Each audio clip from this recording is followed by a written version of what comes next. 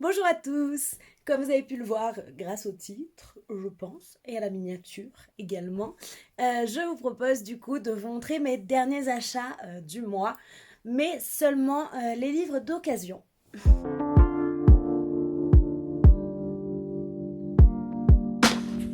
Alors, si vous avez un petit peu suivi, en tout cas dans mon dernier book haul, je vous le disais, ce mois-ci est un mois compliqué financièrement parlant.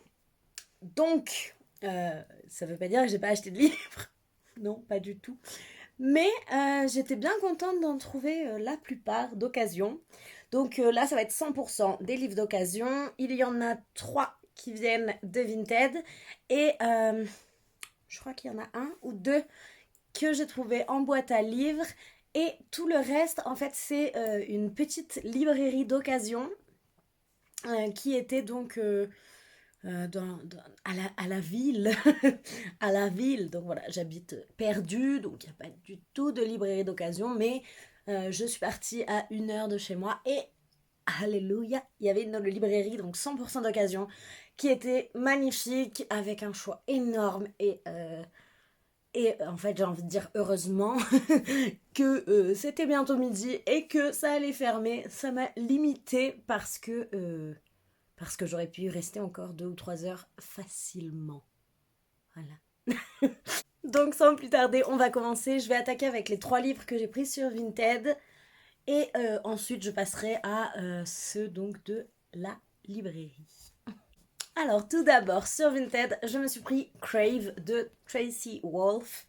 C'est aux éditions Entangled. Voilà, je ne connais pas cette maison d'édition. C'est le premier livre que j'ai chez eux. Crave, vous le reconnaissez peut-être à la couverture. Ça a été traduit en français et ça s'appelle Assoiffé en français. J'ai lu des avis à la fois très élogieux, mais spécialement en VO, et des gens qui avaient moyennement aimé et des gens qui avaient détesté. J'ai quand même vu plus d'avis positifs sur la VO que sur la traduction. Donc c'est pourquoi je me suis tournée vers la VO. Donc il est comme ceci. J'aime beaucoup le dos et le hardback et hop, tout simple, mais encore une fois, je trouve le dos vraiment très beau avec cet effet sur le V. Donc voilà, et petite particularité, attendez, je remets ça. Petite particularité, il a ce qu'on appelle en anglais des deckled edges, donc les pages qui ne sont pas coupées au même niveau. Vous voyez, ça fait des dents en fait. Je n'ai lu qu'un seul livre avec cet effet. C'était... oui, c'est ça. C'était Wildwood, les chroniques de Wildwood en français. Et ça ne m'avait pas du tout gênée. Je sais qu'il y a des gens qui détestent ça. Mais moi, ça ne m'avait pas gênée. Donc, dans cette histoire, on va suivre Grace, qui est une mortelle, qui va être donc admise dans une académie dans laquelle il n'y a que des êtres surnaturels. Donc voilà, elle va un petit peu se prendre la misère. Et il va y avoir une histoire avec un jeune homme, un jeune vampire. Je sais plus. Je veux pas vous dire de bêtises et je veux pas relire le résumé parce que voilà, j'ai envie de rentrer dedans comme ça. 2 secondes. HK. Et je sais que c'est un petit peu beaucoup, énormément, comparé à Twilight. Je vous avoue que j'ai lu Twilight et j'avais adoré. J'avais pas... dans mon souvenir, j'avais pas aimé les films, mais je me rappelle que les livres, j'étais vraiment à fond. Je dormais pas la nuit. Enfin, voilà. Twilight, au moment où c'est sorti, voilà. Et c'est vrai que ça fait quelques fois que je me dis que je les relirais bien pour voir ce que mon moi actuel en penserait. Mais en attendant, cette saga me tente bien pour voir en quoi ça peut être différent de Twilight et voir ce que j'en pense. Alors, le prochain livre, en fait, ce sont les 2 autres livres que j'ai pris sur Vinted. C'était à la même vendeuse et c'est de la même saga. C'est un tome 1 et un tome 3. Et j'ai depuis acheté le tome 2, donc cette fois-ci en neuf, parce que je ne le trouvais pas sur Vinted et je les voulais vraiment en hardback. Donc c'est la saga A Discovery of Witches, donc c'est la saga All Souls. A Discovery of Witches, c'est le tome 1 et j'ai le tome 3, donc The Book of Life. Entre temps, j'ai eu The School of Night. Je crois que c'est The School of Night, mais je suis plus sûre. Je ne veux pas vous dire de bêtises. Bref, j'ai eu le tome 2 entre-temps, que je me suis pris 9. Donc, c'était une vendeuse sur Vinted qui avait fait elle-même donc les Sprayed Edges, comme vous pouvez voir. Et en fait, je les voulais vraiment en hardback, en VO et en hardback, mais je les trouvais super chers. Je crois qu'ils sont à 25 € le livre en hardback. Donc les deux m'auraient fait 50 € et là je les ai payés avec les frais Vinted et les frais de port, moins de 30 € les deux. J'ai pas hésité très très longtemps, hein, voilà. En plus ils sont en très bon état. Je vous fais le résumé et ensuite je vous montre les hardbacks. Donc déjà c'est par Deborah Harkness et c'est ceci aux éditions Viking. Je les ai commencés, enfin j'ai commencé le tome 1, pas sur papier pour le moment, je l'ai attaqué en livre audio et pour l'instant je suis à fond. Bon, je l'ai commencé hier soir, hein, donc j'ai pas énormément avancé, surtout en audio ça va beaucoup moins vite que quand je lis, mais pour l'instant je suis bien à fond. Donc dans cette histoire on va suivre Diana Bishop, qui en fait est l'héritière d'une très grande lignée de sorcières, mais Diana a décidé de ne pas suivre cette voie en fait et de ne pas profiter, de ne pas se servir de ses pouvoirs, mais plutôt de se donner à fond dans ses recherches universitaires. Donc voilà, elle est très reconnue dans ses recherches, mais un jour elle va emprunter un manuscrit alchimique qui s'appelle Lashmol 782, mais ce manuscrit n'est pas n'importe quel manuscrit et elle va vite finir par s'en rendre compte. Elle va en fait rencontrer un vampire qui s'appelle Matthew Clermont et à partir de là elle va comprendre que beaucoup de créatures, que ce soit les vampires, les démons, les sorcières, sont à la recherche de ce fameux manuscrit et je pense ne pas me tromper si je dis qu'il va y avoir de la romance entre Matthew et Diana. Donc voilà, j'aime beaucoup. C'est assez, comment dire, scientifique. Il y a beaucoup de termes de recherche scientifique, de choses comme ça. Mais ça m'intéresse énormément. Je me demande si c'est pas un petit peu historique aussi. J'en suis pas assez loin dans l'histoire pour vous le dire. Mais en tout cas, pour l'instant, j'aime beaucoup. Et en français, je vous ai pas dit, mais c'est le livre perdu des sortilèges. Et je sais qu'il y a également une série qui est sortie. Je ne l'ai jamais vue. Je ne suis pas très série, mais qui sait, peut-être une fois que j'aurai lu la trilogie, je tenterai la série. Je fais souvent ça dans cet ordre. Et je vous montre vite fait les livres nus. Parce que, donc déjà, le tome 1, donc les end pages. Là, donc, les initiales. Et j'adore les dos. Les 3 dos côte à côte sont magnifiques. Ça, c'est pour le tome 1 et le tome 3, pardon. Je vous ai pas pris le 2 là. Parce que je voulais montrer que des livres d'occasion. Mais les end pages, encore une fois, les initiales sur la couverture et le dos qui est de toute beauté, mais vraiment de toute beauté. Donc voilà, c'est une trilogie que j'ai attaquée et je verrai si je mélange la version papier et l'audio. Mais pour l'instant, je lis un autre livre en papier et ça en audio et c'est parfait. Donc voilà, ça c'était mes 3 achats Vinted, donc mes 2 achats en fait, vu que les 2 je les ai eu en une fois. Je me perds. Et on va passer donc à tout ce que j'ai trouvé dans cette fameuse librairie. Rien que d'y penser, je suis trop contente parce qu'honnêtement, je vais vraiment pas souvent en ville. Il faut que je fasse beaucoup de routes. On va dire pas que j'y vais pas vraiment souvent, mais que je n'y vais plus vraiment souvent depuis le Covid et tout ça. C'est vrai que j'ai plus eu trop l'occasion de bouger. Donc ça m'a fait tellement de bien. Alors, du coup, on va commencer par ça. Donc c'est un recueil de poèmes en anglais, donc des poèmes de Keats.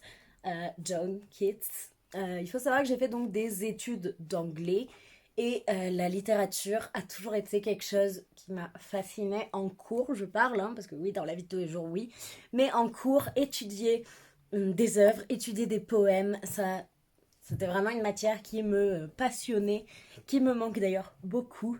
Et voilà, j'ai étudié pas mal de poésie, mais c'est vrai que depuis, je lis un petit peu de poésie en français, mais je n'ai aucun livre de poésie en anglais. Donc voilà, c'était l'occasion. Puis j'aime beaucoup, d'après ce que je me souviens, parce que je n'en ai pas lu énormément, mais les poèmes de Keats. Donc voilà, c'est un recueil de poésie choisi de John Keats. Et j'ai bien hâte de pouvoir en lire un de temps en temps. Ensuite, je me suis pris Sombre citrouille de Malika Ferjouk, ici aux éditions. C'est quoi ça? C'est l'école des loisirs? Medium? C'est Medium l'édition? Non, c'est bien ça. C'est bien l'école des loisirs, j'ai reconnu ça. Donc c'est l'école des loisirs dans la collection Medium. Je n'ai jamais lu de Malika Ferjouk, malgré que j'en ai entendu que des avis très positifs sur ce qu'elle écrit. Je ne me rappelle pas avoir entendu parler de ce livre. Donc voilà, vous me direz si vous l'avez lu, parce que honnêtement, j'ai vu pas mal de livres de Malika Ferjouk passer, que ce soit sur Booktube, sur Booksta, de partout. Mais jamais celui-là. Donc voilà, je ne le lirai clairement pas tout de suite, mais dans la période spooky, ce sera parfait, je pense. C'est une histoire dans laquelle on va suivre une famille qui est réunie le 31 octobre, donc le jour d'Halloween, et en même temps c'est l'anniversaire de l'arrière-grand-père, du grand-père, c'est ça, parce qu'ils sont sur 3 générations. Et donc ils sont tous en famille, réunis sur 3 générations. Et les enfants vont être envoyés dans le champ pour aller cueillir les citrouilles parce que Halloween. Mais dans le champ, ils ne vont pas trouver que des citrouilles parce qu'ils vont trouver un cadavre. Voilà. Donc l'homme qui est le cadavre, donc qui est mort, n'est pas connu de la famille, ils ne le reconnaissent pas. Mais 3 personnes semblent avoir un mobile et il se pourrait que d'autres secrets soient encore cachés. Donc voilà, j'ai bien hâte. Ça parle de citrouille, ça parle d'Halloween. C'est une famille. Bref, ça me tente beaucoup. Et c'est vrai que la période autour d'Halloween, j'adore lire des livres sur ce thème. Je suis quand même pas mal une lectrice saisonnière, même si je lis beaucoup de fantasy, qui donc ne colle pas forcément aux saisons. Hein, voilà. Mais j'aime beaucoup. Donc, j'ai bien hâte. On reste dans une lecture qui fait un petit peu saison, mais on passe sur l'hiver. Et j'ai trouvé ceci, donc c'est la trilogie, oui je crois que c'est une trilogie, mais c'est l'intégrale en tout cas, de la saga Les épées de glace de Olivier Gay, et c'est chez Brajlon. Ça fait très hiver, donc voilà, on a le mot glace, on a une couverture bleu glacé avec des petites choses comme ça qui me rappellent un petit peu les motifs des flocons de neige. Ce collier ne tient pas droit. Et voilà, je connais pas du tout, mais j'ai lu le résumé, ça m'a bien tenté. En fait, on va suivre on va pas la suivre du coup, mais il y a une jeune fille qui est décédée, qui a été assassinée. Et il s'avère que cette jeune fille est la fille d'un baron du Nord, en fait, qui a l'air assez mystérieux. Et tous les puissants du royaume, de l'Empire, cherchent à cacher à son père que sa fille est décédée. Donc voilà, ils essayent de masquer toute cette affaire. Mais les 2 amis les plus proches de cette jeune fille qui s'appelle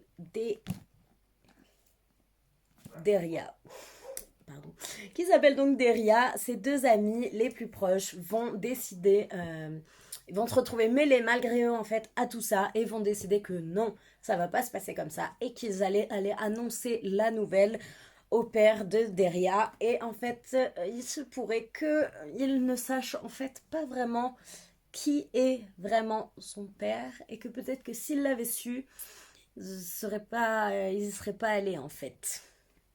Voilà, donc je pense que ce sera absolument parfait comme lecture hivernale. Et voilà, c'est une intégrale, mais c'est pas écrit trop petit parce que... Ouais, mais je trouve ça va. Parce que souvent, j'aime pas trop lire des intégrales parce que déjà, souvent, c'est énorme. Donc les livres s'abîment, ne sont pas pratiques à transporter, ne sont pas pratiques à lire. Et surtout, quand elles ne le sont pas très grosses, ou même des fois quand elles le sont, hello Robin Hood, hello l'assassin royal, c'est écrit minuscule. Mais là, ça va. On est sur un livre de 600 pages environ, et c'est pas écrit si petit. Donc, plutôt très très cool. Ah, j'aurais dû les mettre dans l'autre ordre. On revient sur le mood spooky spooky, Halloween, automne, tout ça. Et j'ai trouvé ceci. Donc c'est l'anthologie des maisons hantées, ou anthologie maison hantée, tout simplement. Et voilà. Est-ce que j'ai besoin d'en dire plus que anthologie maison hantée? En fait, on est donc sur un recueil, une anthologie de nouvelles sur le thème des maisons hantées. Donc ça va être plusieurs huis clos dans des maisons hantées. Voilà. C'est aux éditions lucifériennes. Voilà, je ne connais pas du tout. Et oups. Et ma foi, et ben encore une fois, je pense que ça va être parfait pour la saison autour d'Halloween. Pourquoi pas même en lire une chaque jour avant Halloween. Je sais pas comment je vais le lire, mais je sais que je vais le lire. Et je vais juste vous lire le petit pitch en fait, parce que je trouve que ça donne très très très envie. En hommage à l'intarissable production littéraire et cinématographique qui se plaît à abandonner ses personnages entre des murs de plus en plus étroits, 17 auteurs ont proposé leurs huis clos les plus angoissants.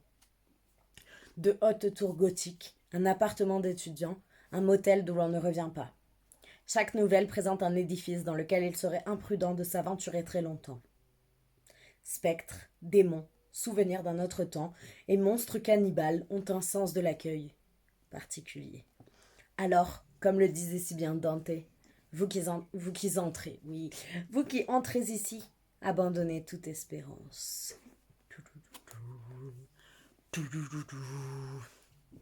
Voilà. Je me suis ensuite pris ça. Donc c'est le premier tome de la saga Les Mondes d'Ewilan par Pierre Bottero chez Rajo. J'ai lu La Quête d'Ewilan il y a fort longtemps. Je vais pas vous faire un résumé des mondes d'Ewilan parce que donc c'est une saga qui se lit après La Quête d'Ewilan. Le monde de Gwendalavir est très riche. Donc on a tout ce qui concerne Elana, tout ce qui va concerner Ewilan. Il faudrait que je regarde l'ordre dans lequel c'est conseillé de lire tout ça, parce que c'est clairement un univers dans lequel j'ai envie de me replonger et de continuer. Voilà, parce que Pierre Bottero, je vais vous faire un résumé d'Ewilan, enfin de la quête d'Ewilan du coup, mais qui va être certainement très flou parce que ça date, mais dans la quête d'Ewilan, on va suivre Camille, je crois, qui en fait va arriver à Gwendalavir, et là-bas les gens l'appellent donc Ewilan, elle est Ewilan là-bas, et il s'avère qu'elle a un don très spécial qui pourrait sauver tout son peuple, qui en fait est soumis à un esclavage entravé, je sais plus vraiment. Et donc toutes les créatures qui sont contre essayent de la tuer, et elle va rencontrer deux amis, Elana justement et je ne sais plus son prénom, je vous le mettrai en bas de l'écran. Et voilà, ensemble, ils vont essayer de retrouver les parents d'Ewilan. Donc s'ensuit toute une quête, la quête d'Ewilan. Et là, voilà, on est dans la suite, ou je sais pas vraiment, mais je sais que c'est ce qui se lit après la quête d'Ewilan. Donc voilà, définitivement un univers dans lequel j'ai envie de me replonger. Je me suis également pris Alice au Pays des Merveilles, le livre du film, donc film de Tim Burton chez Disney. Voilà, je pense pas que j'ai besoin d'en dire plus, hein, c'est juste l'histoire du film, mais je voue une passion à Alice et à tout ce qui entoure cet univers qu'a créé Lewis Carroll. Donc là, je vous ai pas dit, on est chez Hachette, c'est logique, c'est Hachette qui fait toutes les choses en lien avec Disney, mais voilà, Alice, j'adore Alice, vraiment. pas forcément plus que ça le Disney de base, hein, mais tout l'univers qui va autour, j'adore, vraiment j'adore. Donc voilà, j'ai grandement aimé ces films, parce que de l'autre côté du miroir également. Oui, je crois que c'est comme ça que s'appelle le film aussi, je suis plus sûre. Bref, donc voilà, pourquoi pas. Je ne lis pas beaucoup, en tout cas, les livres d'Hachette, justement, en lien avec Disney, que ce soit les livres des films, les sagas Twisted Tales, les sagas sur les vilains. Je n'en lis pas, mais c'est vrai qu'il y en a certains qui me tentent. Alors, je sais que le Twisted Tales sur Alice n'a pas l'air fameux, mais je pense que je tenterai. Peut-être pas en premier, mais voilà, je tenterai les Twisted Tales, c'est sûr. Et sûrement les vilains également, ou les Disney Chills, je sais pas, il y a trop de choix. Je ne sais plus, je ne sais pas. Alors, on passe du coup au livre que j'ai trouvé dans la boîte à livres. Il y a également 3 mangas, mais je les ai pas là parce que je les ai prêtés. Donc je vous le dis vite fait, je vous mettrai une petite image. C'est les 3 premiers tomes de GTO, je crois que c'est comme ça. Le synopsis me tentait pas du tout de base, mais je les ai vus dans la boîte à livres. Et je me suis dit que j'avais jamais lu de manga de ce type, donc je pouvais tester parce que c'était en boîte à livres. Voilà. Donc je vous mettrai ça. C'est une histoire un peu bizarre avec un professeur qui a l'air de bien aimer ses élèves, ou je sais pas, dit comme ça sonne très mal, mais j'en sais pas plus. Je veux pas vous en dire trop. Vous aurez le nom dans la barre de description si vous voulez aller voir. Et dans tous les cas, je vous en reparlerai parce que je veux vraiment tester pour voir si ça m'horripile autant que ce que le résumé me laisse entendre ou si au final, j'aime bien. Donc voilà, il faut savoir que c'est pas du tout ni mon type de manga résumé, ni mon type de graphisme, ni mon type de couverture, ni rien du tout. Mais voilà, j'ai bien envie de tenter, sortir de ma zone de confort. Donc c'est ce que je vais faire parce que l'occasion se présentait à moi. Donc voilà, je ne les aurais clairement jamais achetés, hein, que ce soit neuf ou d'occasion. Mais ils étaient dans la boîte à livres et ils semblaient me dire teste-nous, teste-nous. Donc je vais les tenter, les tester. Et donc j'en reviens à l'autre livre que j'ai cette fois-ci et que j'ai pris dans la boîte à livres. C'est ceci, donc c'est La religieuse de Diderot. J'ai lu du Diderot il y a fort longtemps pendant mes études, au lycée je crois. Hein. Voilà, je n'ai jamais lu La religieuse, mais j'aime beaucoup lire des classiques de temps en temps, comme ça, que je pioche dans ma collection. Et voilà, pourquoi pas? La religieuse, je ne sais pas de quoi ça parle, mais j'imagine d'une religieuse. Voilà. C'est tout. C'est tout ce que j'ai à dire. Je sais pas si je vais aimer ou pas. Je crois que c'est quand même un petit peu une critique hein, de l'église et tout ça. Mais je ne sais pas. On verra bien. Donc, on repasse à ce que j'ai trouvé dans cette superbe librairie d'occasion. Je me suis pris un Jules Verne parce que Jules Verne, c'est toute ma vie. Non, vraiment, j'adore Jules Verne. Je trouve qu'il avait un style d'écriture, une imagination de fou. Il a permis de créer tellement de choses. Il a imaginé tellement de choses. Bref, j'adore Jules Verne. C'est genre le papa du steampunk pour moi. Donc voilà. Donc j'ai pris ça. Je crois que c'est un recueil de nouvelles. Là sur la tranche, il y a marqué donc le docteur Ox et les forceurs du blocus. Mais je crois qu'il y en a d'autres. Une fantaisie du docteur Ox, un hivernage dans les glaces, Maître Zacharius. Voilà, c'est des petites nouvelles. J'aime pas du tout le format nouvelle, sauf quand c'est des auteurs que je connais et que j'apprécie. Donc voilà, l'anthologie de Maison Hantée, ça ne compte pas, c'est complètement différent pour moi, c'est vraiment une anthologie, donc c'est sur un thème, je sais pas, c'est différent. Mais voilà, donc des petites histoires de Jules Verne, pourquoi pas. Je me suis également pris ça, c'est Les Brumes d'Avalon de Marion Timmer Bradley. Donc c'est un tome 2, je crois, oui 2. C'est le tome 2 de la saga Les Dames du Lac que j'ai très envie de lire depuis longtemps. On est chez quelles éditions là? Good question.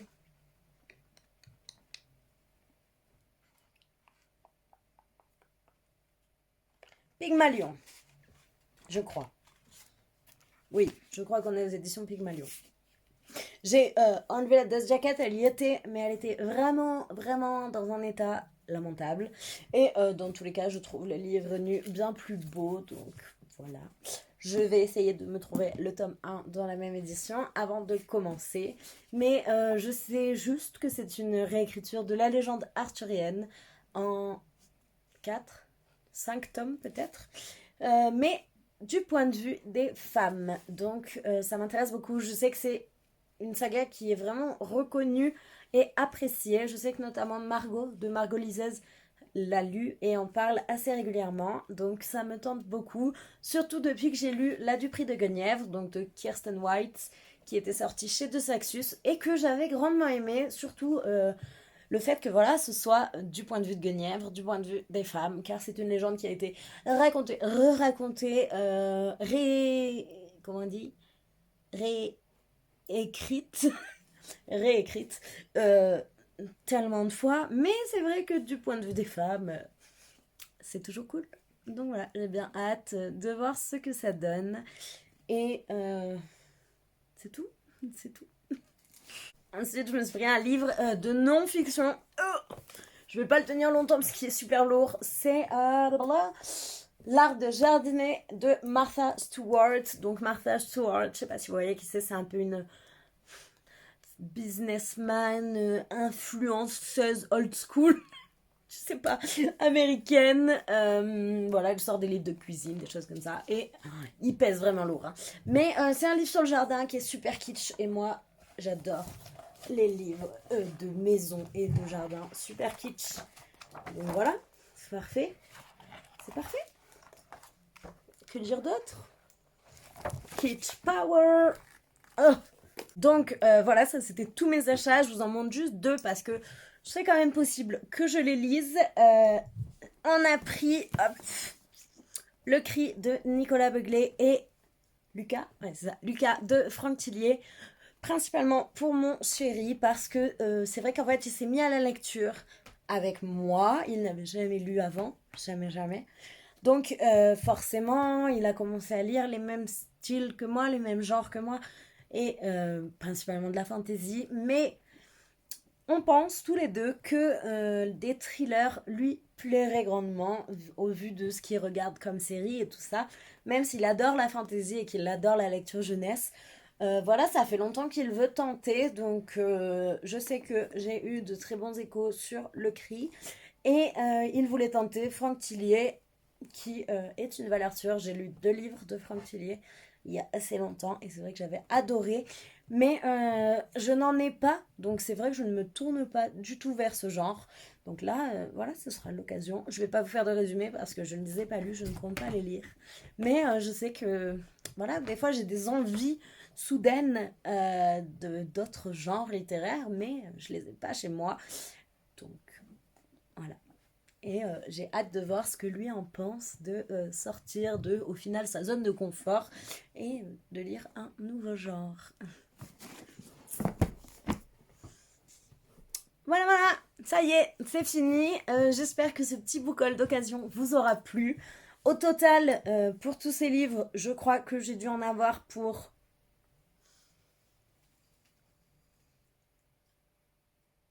Tous les livres de la librairie, c'était à 30 €. Donc, sachant que oui, il y a eu quand même les 2 tomes de la trilogie All Souls qui me sont revenus un peu moins de 30 €. Voilà, 60 € avec quasiment que des brochets en très bon état. 4 hardbacks, un livre de non-fiction. Ça coûte très cher, les livres comme ça. Donc voilà, c'est plutôt très cool. Je suis très contente. Mon compte en banque est encore plus content que moi. Et voilà. Donc sur ce, je vais vous laisser là. J'espère que ça vous aura plu. Et n'oubliez surtout pas, si vous avez aimé cette vidéo, de mettre un petit pouce en l'air, de me laisser un petit commentaire, de vous abonner et de partager sur les réseaux. Et je vous souhaite une bonne journée, soirée, semaine, nuit, week-end. Voilà, et je vous dis à bientôt dans une prochaine vidéo.